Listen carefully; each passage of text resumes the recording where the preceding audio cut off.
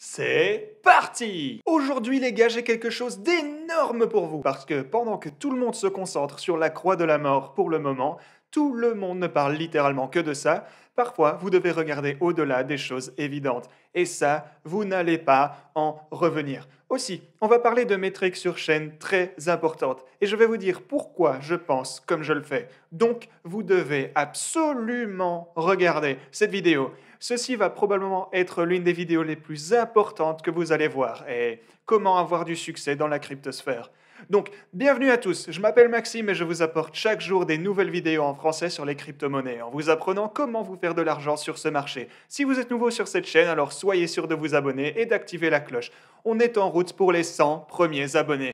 Donc ceci étant dit, et avant qu'on ne parle de cette charte folle, parlons du Bitcoin sur le plus court terme. Et avant qu'on ne regarde mes niveaux de support et résistance, je voulais juste vous prévenir qu'on a cette formation qui est en train de se créer ici sur la charte de 4 heures. Et ouais, ceci, donc tout ça commence à ressembler un peu à un triangle juste ici, mais pourtant on a eu cette petite feinte ici, mais la chose la plus importante n'est pas la formation de ceci. La chose la plus importante est que vous devriez être averti que si on remonte ici à nouveau, ceci va probablement se comporter comme une nouvelle résistance. Donc, vous voyez que ça descend comme ceci. Bien sûr, ceci va se faire respecter sur la montée ici, parce que vous pouvez voir que à peu près 3 fois ici, ça a été respecté.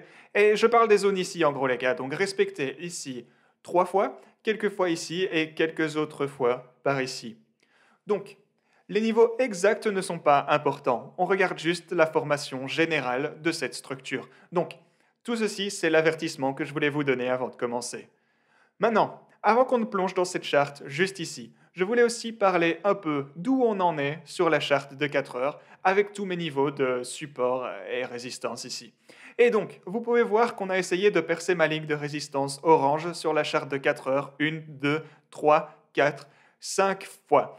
Très clairement. Et pour tous ceux d'entre vous qui faisiez en fait attention, vous saviez déjà que cette ligne orange était ici, et donc certains d'entre vous ont pu jouer de ce niveau, et vous pouvez voir que, ouais, en effet, c'est une résistance assez forte. Maintenant, passons à la charte BLX. Et ce que je vais faire maintenant, c'est que je vais simplement supprimer tout ça, et je vais vous expliquer ce que j'ai ici, sous les yeux. Donc, et donc après ça, on va aussi parler de mon sentiment général envers le marché pour le moment. Est-ce qu'on est dans un marché baissier ou pas? Et comment devriez-vous réagir? Ok, donc ici c'est la charte BLX et ça remonte tout au loin en 2010. En gros, depuis les commencements du Bitcoin, donc depuis le tout début, on a ici le prix du Bitcoin. Et donc, si vous regardez au cycle précédent et qu'on trace le Fibonacci à partir de, je considérerais que ceci est un cycle, ok? Donc on a bel et bien eu notre sommet ici, on peut clairement identifier que c'était le pic. Je pense que tout le monde, tout le monde peut s'accorder sur ça. Et ici, vous pouvez clairement voir que c'était le fond. OK? Donc, ceci était le sommet et ceci était le fond. Maintenant, si on étend ce retracement de Fibonacci ou cet outil de Fibonacci, ce que vous pouvez voir juste ici, c'est quelques différentes choses en fait. Donc, la première chose que vous pouvez voir, c'est qu'on a respecté très clairement beaucoup de ces niveaux. Mais la chose la plus importante, c'est qu'une fois qu'on est passé dans cette massive phase parabolique, c'est ce qui arrive. On a eu, durant la dernière partie du marché haussier, on a eu un retracement en bas jusqu'au point 1.618. Donc, le point 1.618, c'est cette ligne bleue juste ici, ok? Donc, faites attention à ça parce que ça va être super important.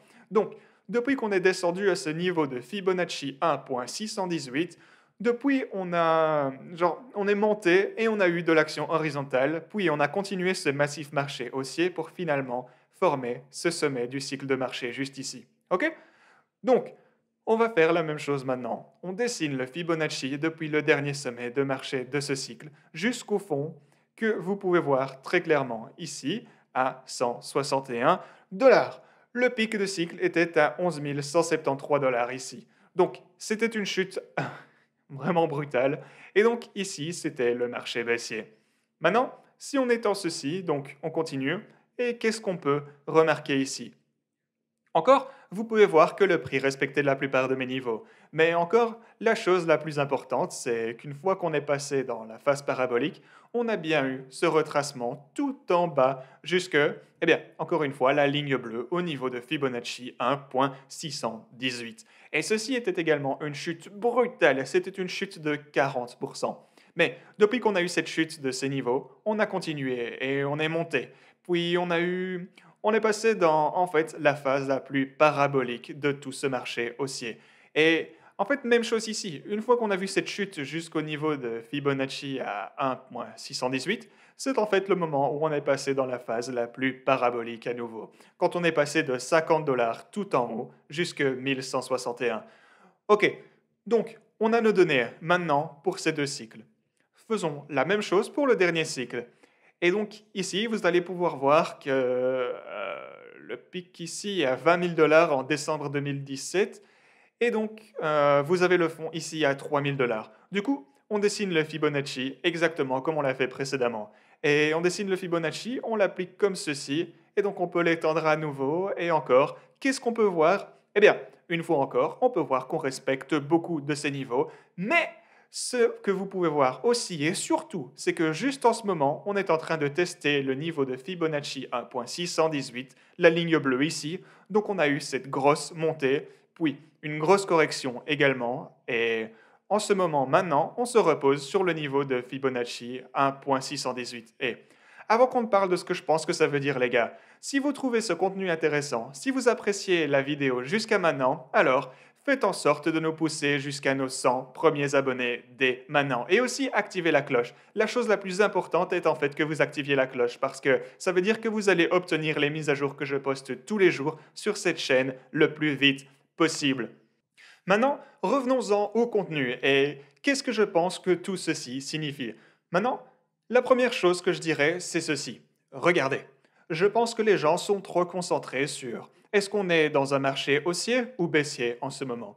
Ce qui devrait être important, c'est le prix en lui-même. Je veux dire, c'est pas important de savoir si on est dans un marché haussier ou baissier parce que ce qui devrait être important, c'est simplement le prix. Parce que c'est sûr, on pourrait chuter encore plus bas ici. Et comme vous le savez, si vous avez regardé mes précédentes vidéos, je pense que 20 000 dollars est le fond absolu si on devait continuer vers le bas. Maintenant, je ne dis pas que c'est ce qui va se produire, mais je dis juste que c'est le niveau que je considère être le fond si on devait continuer à descendre. Mais ce que je pense, c'est que le fond ou la précédente chute à 30 000 dollars ici, je pense qu'ici, c'est tout aussi probable que ce soit en fait le fond général pour le Bitcoin ici, contrairement au fait qu'on pourrait descendre encore plus bas. Ok? Donc, je voulais juste rendre ça clair. On peut descendre plus bas. Mais, une fois encore, ce que vous devez considérer, c'est que si on va encore plus bas ici, c'est quelque chose qu'on n'a jamais vraiment vu dans les autres cycles. Et donc, ça serait une très sérieuse déviation. Parce que vous pouvez voir que juste ici, si on dessine Fibonacci de la même façon dans chaque cycle, on a au maximum eu une chute jusqu'au niveau 1.618, ici, la ligne bleue. Ok, donc juste ici, vous l'avez eu ici aussi, et on se repose maintenant dessus, juste ici. Ce qui veut dire que si vous avez acheté durant ce cycle à la ligne bleue, c'était une super opportunité d'achat. Maintenant encore, est-ce qu'on peut chuter encore plus bas? Je dois vraiment mettre l'emphase sur ça. Oui, on peut. Ça veut juste dire que ceci ne suivrait pas les précédents patterns qu'on a vus dans le passé. Mais c'est ici que je commence à parler du risque contre la récompense, parce que c'est ce que je veux vous dire. Vous ne devriez pas vous concentrer sur est-ce qu'on est toujours dans un marché haussier ou pas. Parce que d'un point de vue risque/récompense, bien sûr, je veux dire, si vous pensez que le Bitcoin va chuter jusqu'à 20 000 dollars, même 15 000 dollars si vous voulez, bien sûr, ça va vous économiser, dans ce cas, 35% en profit et pertes non réalisées. Donc, si vous vendez ici à 30 000 dollars et qu'on chute encore jusqu'à 20 000 dollars, vous pouvez acheter en masse ici et ok, c'est cool pour vous. Mais il y a aussi un risque dans cette façon de faire parce que si vous vendez ici et que le Bitcoin continue à monter et que les choses qu'on a vues précédemment tiennent aussi bon, eh bien, vous pourriez être sur le point de manquer la phase la plus parabolique de ce marché haussier. Maintenant encore, on se reposait durant le précédent cycle, on se reposait au niveau 1.618, la ligne bleue ici. Le Bitcoin était à 1843. Est-ce qu'on aurait pu avoir, à ce point, chuté jusqu'à 1158, ce qui aurait été une énorme chute, en fait une chute de presque 35%. Bien sûr, on aurait pu faire ça, mais je peux vous promettre que toutes les personnes qui ont vendu ici en anticipant la chute jusqu'à 1200, maintenant, ils regrettent très fort tout ça. Parce qu'en fait, ils ont raté la phase la plus parabolique et c'était 1000... non, désolé. Ok, en fait, oui, 1010% en gain qu'ils ont raté. Tout ça parce qu'ils voulaient économiser, quoi, 35% en pertes et profits non réalisés. Et on continue. On va au cycle précédent. On se reposait sur la ligne bleue ici. Et est-ce qu'on aurait pu, à ce point, à 50 dollars, j'étais sur le point de dire 50 000, mais donc à 50 dollars, est-ce qu'on aurait pu chuter à ce niveau ici à 32 dollars, ce qui aurait été, une fois encore, une chute de 35%? Oui, on aurait pu, mais vendre à ce point tous ceux qui l'ont fait, maintenant, ils le regrettent parce qu'ils ont manqué. En fait, je peux pas. Il faut que. Ouais, il faut que je dézoome tout ça. Donc, comme ceci. Et ils ont manqué 2232% en gain. Donc. Ouais, c'est pourquoi j'essaye de vous dire que vendre à ces niveaux, et spécialement quand on a un support massif ici à 30 000 dollars, c'est un énorme risque. Je ne vous dis pas ce que vous devriez faire, je ne vous dis pas si vous devriez vendre, acheter, rien de ce que vous devriez faire. Vous faites ce que vous voulez et je vous dis juste ce que les chartes me disent. Et d'un point de vue de risque et récompense, pour moi, ça ne fait aucun sens de vendre à ces niveaux. Je pourrais avoir tort, on pourrait encore chuter plus bas. Mais c'est déjà calculé dans ma stratégie ici, donc je suis prêt pour cette chute. Mais ouais, comprenez juste qu'il y a des risques impliqués si vous vendez à ces niveaux.